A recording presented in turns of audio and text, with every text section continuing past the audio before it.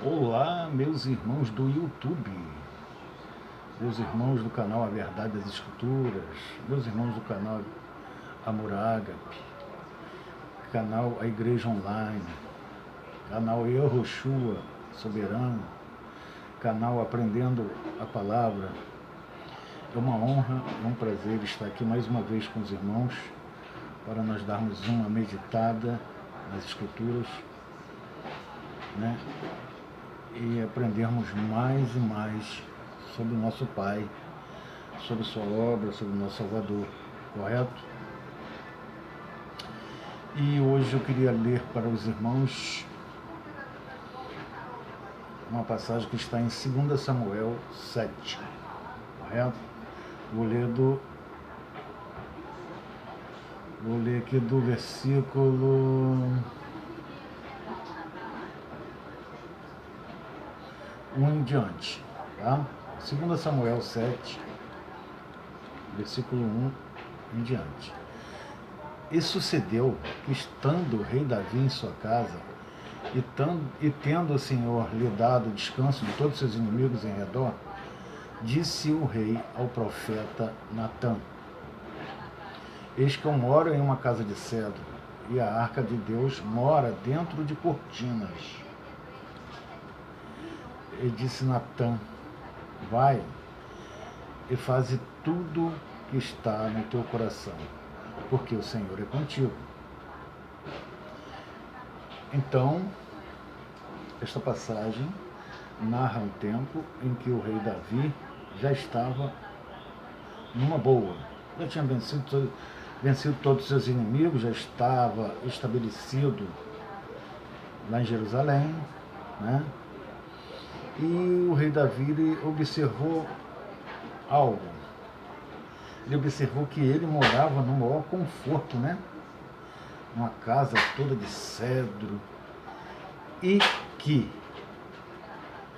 a Arca da Aliança estava no tabernáculo, estava entre cortinas, estava coberto por peles, do jeito que o Criador mandou fazer, né? E aí ele comentou com Natã. Natã era o seu profeta, era um homem que o Criador usava para poder falar com Davi, tá? Então Davi comenta com Natã, e Natã fala: ó, vai e faz tudo quanto está no seu coração, porque o Senhor é contigo, né? Natã respondeu de imediato, sem pensar, sem consultar o Criador, nada. Respondeu por ele próprio.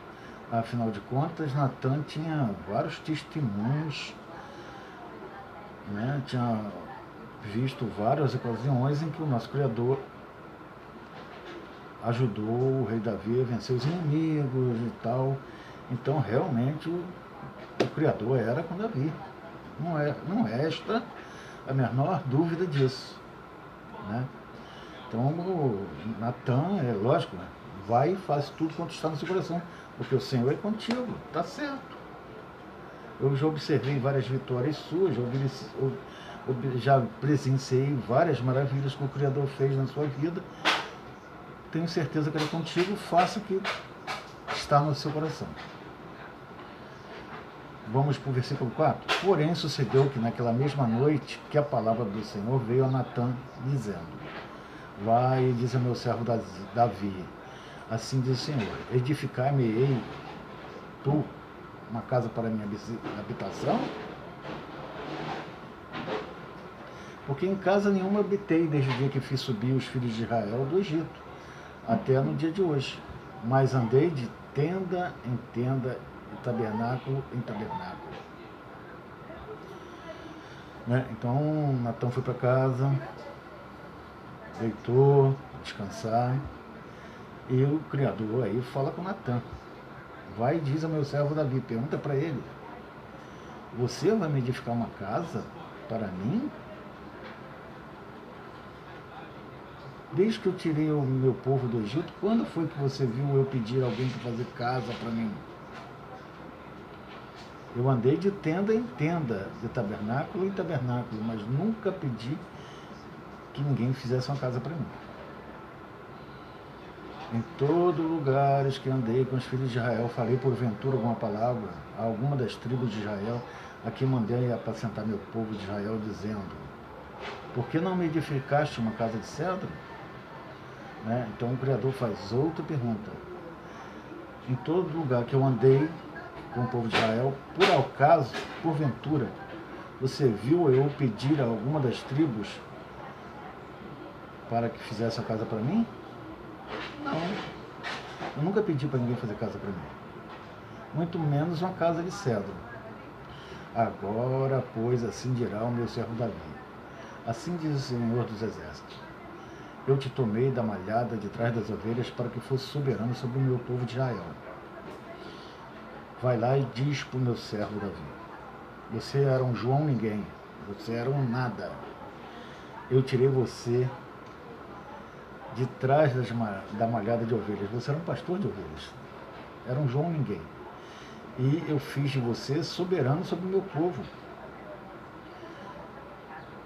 Eu fui contigo por onde quer que foste, destruí seus inimigos diante de ti, fiz grande o teu nome, como o nome dos grandes que há na terra. Então o Criador fala, aí já é o Criador afirmando, né? Ô Davi, você era um João ninguém, você era um pastor de ovelhas, eu te tirei de lá e fiz você rei sobre o meu povo. Né? Batalhei contigo, venci seus inimigos, preparei um lugar para que o meu povo vivesse, fiz o seu nome grande como eu fiz o nome dos reis que há na terra. Eu nunca pedi para ninguém fazer casa para mim, nunca pedi. Aí no 11 assim: e desde o dia em que mandei que houvesse juízo sobre o meu povo de Israel, a ti, porém, dei descanso de todos os teus inimigos. Também o Senhor te faz saber que te fará casa. Então, né? E desde o dia em que mandei que houvesse juízo sobre o meu povo de Israel, porque o Criador chamou primeiro os juízes, depois chamou os reis, né? Foi chamando, foi estabelecendo o tempo do juízo, o tempo dos reis.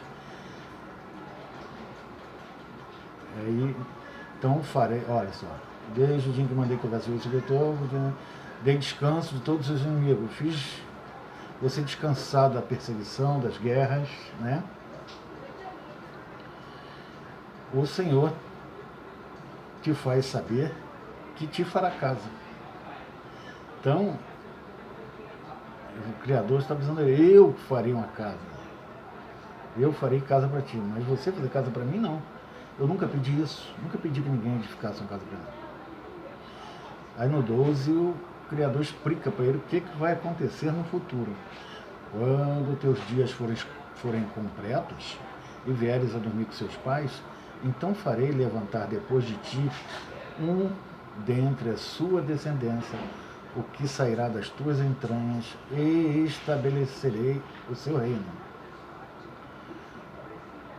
Aqui que é o ponto-chave que precisamos prestar atenção. Quando seus dias forem completos e vierem a dormir com seus pais, farei levantar depois de ti um dentre a sua descendência, o que sairá das suas entranhas, e estabelecerei o seu reino. Deu para entender? Depois que Davi morresse, descansasse com os pais dele, lá no futuro, o Criador ia levantar um descendente dele, e esse descendente iria fazer uma casa para o Criador. Este edificará uma casa ao meu nome, e confirmarei o trono do seu reino para sempre. Primeiro, não estava falando de Salomão, que Salomão já estava vivo. Davi estava vivo e Salomão já tinha nascido, já estava vivo. Então, o Criador aqui não poderia estar falando de Salomão. Porque este descendente de Davi, que faria casa para o Criador, ele ia surgir depois que Davi dormisse com seus pais. Depois que Davi morresse. Seria um descendente, seria lá na frente. Então, não poderia estar falando de Salomão. Aí no 13 ele diz, este edificará uma casa ao meu nome, e confirmarei o trono do seu reino para sempre. Por acaso, é o reino de Salomão que foi estabelecido para sempre? Ou o reino do nosso Salvador? Nosso Salvador, é claro. O rei Davi está falando, o Criador está falando do nosso Salvador, que viria a ser um descendente de Davi. Entendeu? Então, vamos recapitular aqui. Davi estava morando num templo maravilhoso e viu que a arca da aliança do Criador estava em tendas, em tabernáculos. E ele deseja fazer uma casa muito bonita para botar a tenda, para botar o Criador. Até aí tudo, nada mal, tá certo? Até nós poderíamos pensar desse jeito. Mas será que isso seria a vontade do Criador? Não, claro que não. Portanto que o profeta Natan vai para casa descansar, dormir, e o Criador vem e diz, ó, não quero que faça casa para mim. Eu nunca pedi que ninguém fizesse uma casa para mim. Fala com o meu servo Davi que quando ele morrer, quando ele estiver dormindo com os pais dele, eu levantarei um da sua descendência, este me fará uma casa. E eu confirmarei o trono dele para sempre. Eu lhe serei por pai e ele será por filho. E se vier a transgredir, castigá-lo-ei com vara de homens e com açoite dos filhos de homens. Então aí o Criador aqui já dá mais uma pista no versículo 14, né? Eu lhe serei por pai e ele me será por filho. Quem é o filho unigênito do nosso Criador, gente? O nosso Salvador. Mais uma vez aqui confirma que o nosso Criador está falando do Salvador, que era descendente de Davi, né, e que fez casa para o Criador com a sua morte no madeiro. Quem é a casa do Criador? Somos nós. Nós somos a morada do Altíssimo, o templo do Espírito Santo. Não é isso que Paulo fala, não é isso que Estevão falava, é isso que o Salvador falou, destruam este templo e eu reconstruirei o outro em 3 dias. Então, olha, 15, mas a minha benignidade não se apartará dele, como a tirei de Saul, a quem tirei de diante de ti. Porém, a tua casa e teu reino serão firmados para sempre diante de ti. Entendeu? A benignidade do Criador não se afastaria do Salvador. A casa e o reino dele serão firmados para sempre. E o seu trono será firme para sempre. Está falando do Salvador, que é Rei eterno. Né? Mais uma vez o Criador dá pistas aqui de que ele estava falando de Salvador e não de Salomão. Conforme a todas estas palavras, conforme a toda esta visão, assim falou Natan a Davi. Então vamos recapitular só mais uma vezinha para nós entendermos. Davi morava num castelo lindo, maravilhoso, todo cedro. E a Arca da Aliança, que simbolizava a presença do Criador na terra, estava em tabernáculos, em tendas. E Davi, sem maldade, pensou em seu coração, vou fazer uma casa para colocar a arca dentro, fazer um templo, uma casa para o pai. E o profeta Natan, né, tinha presenciado todas as batalhas que Davi venceu e tudo que o Criador fazia na vida de Davi. Ele fala, vai, faz conforme o seu coração quiser. Só que Natan, ao ir dormir, ir para casa descansar, o Criador veio e falou com Natan, olha, fala com meu servo Davi, que ele era um João ninguém, eu tirei ele de trás da malhada das ovelhas, eu fiz dele rei, eu fiz dele um homem conhecido, e fala para ele que se por acaso ele viu eu usar algum profeta para pedir que alguém fizesse casa para mim. Alguma vez ele viu eu pedir a alguém que fizesse uma casa para mim.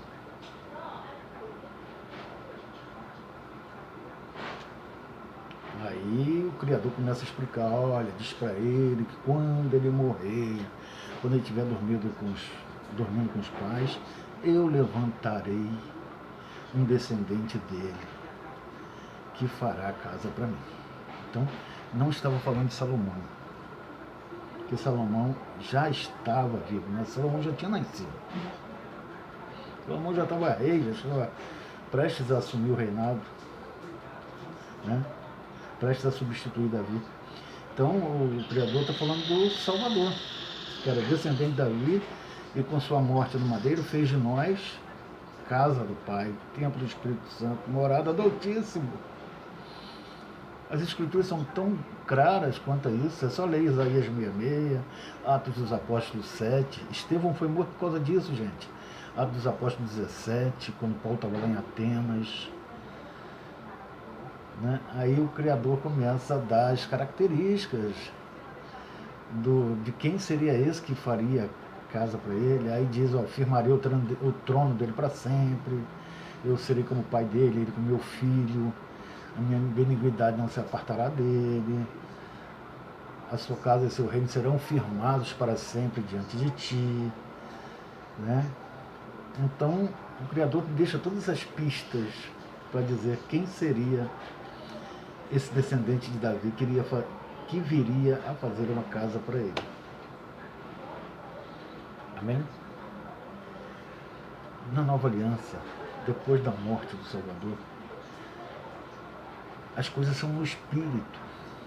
O templo são as pessoas. A morada do Pai são as pessoas.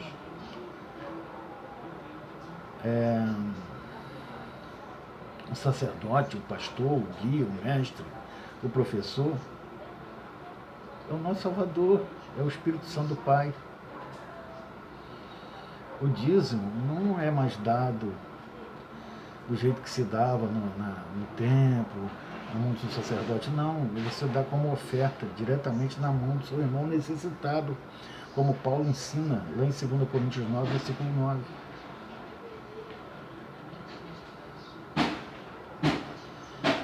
Entendeu?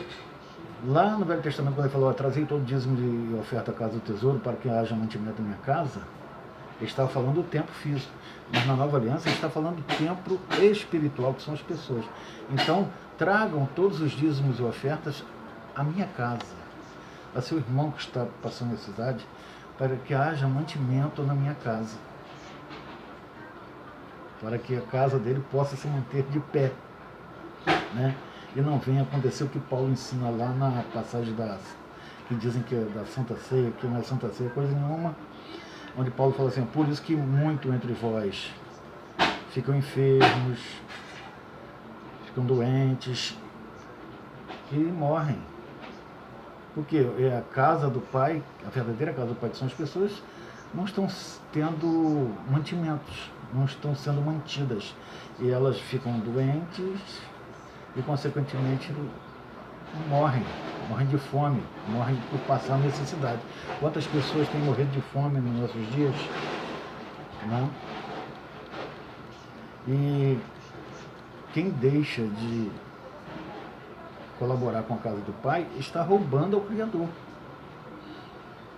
Está roubando o Criador. E como o Salvador diz lá em Mateus 25:31, naquele grande dia, ele dirá, tive fome e você não me deu comer, eu estava com sede, você não me deu que beber, eu estava nu, você não me vestiu, eu estava preso doente, você não foi me visitar, eu estava perambulando por aí, você não me hospedou. Por quê? Porque você me roubou. Porque eu tinha um trato com você de você levar mantimentos para minha casa e você não deixou. E quantas casas minhas desmoronaram e caíram por sua negligência, por sua falta de amor, pelo seu egoísmo. Então é isso, queridos. O nosso Criador nunca pediu que fizesse uma construção de alvenaria para ele habitar. Até porque, como o nosso Salvador nos ensinou, o reino do nosso Pai não vem com aparência exterior. O reino do nosso Pai não é material, não é físico. Você não vê, você não cheira, você não pega. O reino do nosso Pai está dentro de nós. Bem? Em torno da paz, um abraço Até a próxima.